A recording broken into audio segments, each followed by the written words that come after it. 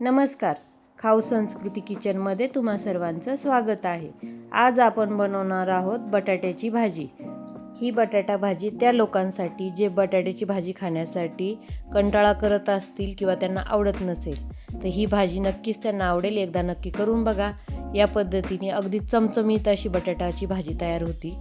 ही भाजी करण्यासाठी आपल्याला कांदा कापून घ्यायचा आहे. आता मी कांदा कापताना का दाखवते, कारण या भाजीला आपण जो कांदा वापरणार आहोत तो कोणत्या पद्धतीने कापायचा आहे हे मला तुम्हाला दाखवायचं आहे. कांद्याचे 2 भाग करून घेतल्याच्या नंतरनं आपण या पद्धतीने कांदा कट करून घेणार आहोत. आता कांदा कट करताना आपण कायम त्याचे उभ्या स्लाईस करतो, तर आपल्याला उभ्या स्लाईस न करता त्याच्या आडव्या स्लाईस करायच्यात, जेणेकरून लांब लांब असा कांदा आपला कापून तयार होईल. या पद्धतीने मी सगळा कांदा कापून घेते आणि तो व्यवस्थित आपल्याला मोकळा करून घ्यायचा आहे कापून झाल्याच्या नंतरनं. या पद्धतीने आता मी बटाटे पाण्यामध्ये टाकून घेतलेत. अगदी स्वच्छ असे बटाटे धुवून घ्यायचेत, कारण मी बटाटे सालासोबत वापरणार आहे.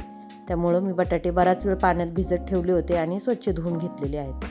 तर बटाटे हे आपल्याला कट करताना त्याच्या फोडी नाही करायच्या, तर त्याचे आपल्याला असे स्लाईस करायचे आहेत. त्याचे आपण बटाट्याच्या गोल गोल चकत्याही करू शकतो, किंवा या पद्धतीने त्याचा अर्धा भाग कापून आपण या पद्धतीने त्याचे काप करून घ्यायचे आहेत.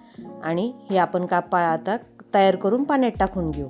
यानंतर आपण टोमॅटो कट करणार आहे. तर टोमॅटो ही आपल्याला कांद्याप्रमाणेच आपल्याला उभ्या स्लाईजमध्ये कट करायचा आहे. तर मी टोमॅटोही तुम्हाला एक कट करून दाखवते. मी 2 टोमॅटो यूज केलेत आणि कांदेही मोठ्या आकारामधले 2 कांदे यूज केलेले आहेत. ते दोन्ही कांदे मी याच पद्धतीने कापून घेतलेत आणि टोमॅटोही मी याच पद्धतीने कापून घेतलेत. आता आपण गॅसवर कढई ठेवून घ्यायची आहे. कढईमध्ये मी तेल घालून घेतलेले आहे. आता तेल गरम झालं की आपल्याला याला फोडणी द्यायची. तर फोडणीसाठी मी सगळ्यात आधी मोहरी घालून घेते आहे. मोहरी आणि जिऱ्याचा वापर करायचा आहे. मोहरी आणि जिरे व्यवस्थित तडतडली की आपण त्यामध्ये कढीपत्त्याची पानं घालून घेणार आहोत. सर्वात आधी आपली मोहरी व्यवस्थित तेलामध्ये फुटली पाहिजे, जिरे व्यवस्थित तेलामध्ये तडतडले पाहिजे. कोणत्याही भाजीला व्यवस्थित फोडणी बसली की त्याची चव खूप छान लागते. त्यामुळं फोडणी देताना फक्त तेवढंच लक्षात ठेवायचं आहे की आपलं तेल व्यवस्थित गरम हवं आहे आणि आपली जी फोडणी आहे ती व्यवस्थित परतली गेली पाहिजे. म्हणजे ती कच्ची राहिली नाही पाहिजे आणि ती जळाली नाही पाहिजे. या पद्धतीने फक्त आपल्याला तेवढं लक्ष द्यायचं आहे. आता कढीपत्त्याची पानं घातल्याच्या नंतर आपण लसूण टेचून घेतलेला आहे मी, आणि तो आपण जवळजवळ नाही काहीतरी 2 चम्मच लसूण वापरलेला आहे. अर्धवट टेचून घेतलेला आहे मी, हा कापून घेतलेला नाही आहे. ती व्यवस्थित तेलामध्ये आपल्याला थोडासा लालसर रंगावर येईपर्यंत परतून घ्यायचं आहे. आणि त्यानंतर आपण जे कांदे कापून घेतलेले, तर बघा मी कांदा अगदी मोकळा करून घेतलेला आहे. या पद्धतीने लांब लांब त्याचे स्लाईस हवेत.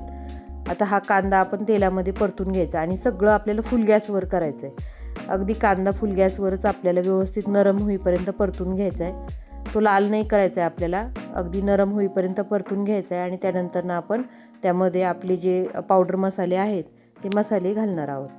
तर बघा मी तुम्हाला कांदा दाखवते. या पद्धतीने अगदी थोडा नरम झाला की आपण लगेच मसाले घालतो आहे. मसाल्यांमध्ये मी सगळ्यात आधी थोडेसे अर्धा चम्मच हळद घालून घेतली आहे आणि अर्धा चम्मच मी लाल मिरच पावडर वापरते. आता नंतरनं मी माझा घरचा मसाला वापरणार आहे. तर मी 2 चम्मच माझा घरचा मसाला वापरलेला आहे. तुम्ही या जागेवर कांदा लसूण मसाल्याचा वापर करू शकता, किंवा मग गरम मसाला आणि धना जिरा पावडर वापरली तरी पण चालेल, काही हरकत नाही. आपण तिखटपणासाठी लाल मिरची पावडरचा वापर करतो आहे. त्यानंतर आपण कोणताही मसाला वापरला तरी चालते. आता त्यानंतर आपण टोमॅटोची जी स्लाईस करून घेतलेली पातळ पातळ, तो टोमॅटो घालणार आहोत आपण यामध्ये. आणि टोमॅटो घातल्याच्या नंतर आपल्याला त्यावर कापलेली कोथिंबीर घालायची आहे. अगदी थोडीशी घेतली. आपण भाजी तयार झाल्याच्या नंतर परत कोथिंबीरीचा वापर करणार आहोत. थोडीशी कोथिंबीर घालायची मसाल्यापुरती. आणि आता आपण आपल्या भाजीला लागणार आहे तेवढं सगळं मीठ जे आहे ते आत्ता टोमॅटो नंतरनं लगेच घालून घेणार आहोत. टोमॅटो व्यवस्थित आपले परतून घ्यायचे आहेत. आता मसाले जळू नये म्हणून आपण त्याच्यामध्ये थोडंसं पाणी घातलं आहे, अगदी थोडंसं, आणि व्यवस्थित फुल गॅसवरच मी हे मसाले परतून घेते आहे. आता टोमॅटोचा थोडासा गाळ झाला किंवा टोमॅटो थोडेसे त्या मसाल्यामध्ये नरम झाले की आपण जे आपले बटाट्याच्या चकत्या आहेत किंवा कापून घेतलेला बटाटा आहे ते या मसाल्यामध्ये घालून घेणार आहोत. आता मसाला बघा आपला मी तुम्हाला दाखवते जवळनं. मसाला खूप छान आपला परतला गेला आहे. मसाल्यावरनंच तुमच्या लक्षात आलं असेल की आपली भाजी किती चमचमीत होणार आहे ते. आता यामध्ये आपण बटाटा घालणार आहोत. बटाटा घालून आपल्याला भाजी व्यवस्थित परतवून घ्यायची आहे. बटाट्याचे आपण अगदी पातळ स्लाईस बनवल्यामुळं किंवा पातळ काप बनवल्यामुळं आपल्याला त्याला शिजवायला जास्त वेळ लागत नाही. त्यामुळं भाजी पटकन होते आणि भाजी खायलाही खूप चवदार लागते. त्यामुळे या पद्धतीने भाजी तुम्ही एकदा नक्की करून बघा. पहा मी भाजी व्यवस्थित परतून घेणार आहे आणि आता अगदी थोडंसं पाणी वापरायचं आहे आपल्याला याला, कारण कांदा, टोमॅटो, आपलं जे तेल आहे भाजीतलं त्यामध्ये बटाटा शिजला जातो, पण मसाले जे आहेत आपले ते करपू नये म्हणून आपण थोडंसं पाणी घालणार आहोत. आणि पाणी घातल्याच्या नंतरनं आपण यावर झाकण ठेवून भाजीला वाफ देणार आहोत. ही बटाटा भाजी अगदी साधी, सोपी आणि झटपट होणारी आहे, पण चवीला इतकी सुंदर लागते.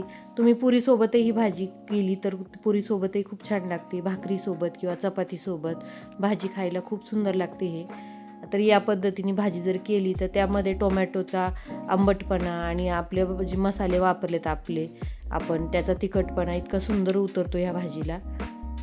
बघा आपली भाजी तयार झाली आहे, मी तुम्हाला जवळून दाखवते. बघा भाजी खूप छान भाजी तयार झाली आपली. आता आपण यामध्ये कोथिंबीर घालून घेणार आहोत. आपण मसाला परतताना थोडीशी कोथिंबीर घातली होती, आता आपण थोडीशी फ्रेश कोथिंबीर घालून घ्यायची आहे आणि भाजीला मिक्स करून आपण आता भाजी प्लेटमध्ये काढून घेऊया. मी ही भाजी आज चपातीसोबत खाणार आहे. मी चपाती बनवून घेतलेली आहे आणि त्यासोबत डाळ भातही बनवलेला आहे. ज्यावेळेस मी अशी बटाट्याची भाजी बनवते त्याबरोबर मला डाळ भात खूप छान लागतो, त्यामुळे मी डाळ भात आवर्जून बनवते. मी दाखवलेली बटाट्याची भाजीची रेसिपी तुम्हाला कशी वाटली मला कमेंट करून नक्की सांगा. रेसिपी आवडली असेल तर रेसिपीला लाईक करा, शेअर करा आणि हो, माझ्या चॅनलला सबस्क्राईब नक्की करा. माझ्या सर्व यूट्यूब फॅमिली मेंबर्सला माझा मनापासून खूप खूप धन्यवाद. असंच मला कायम सपोर्ट करत राहा. थँक्यू.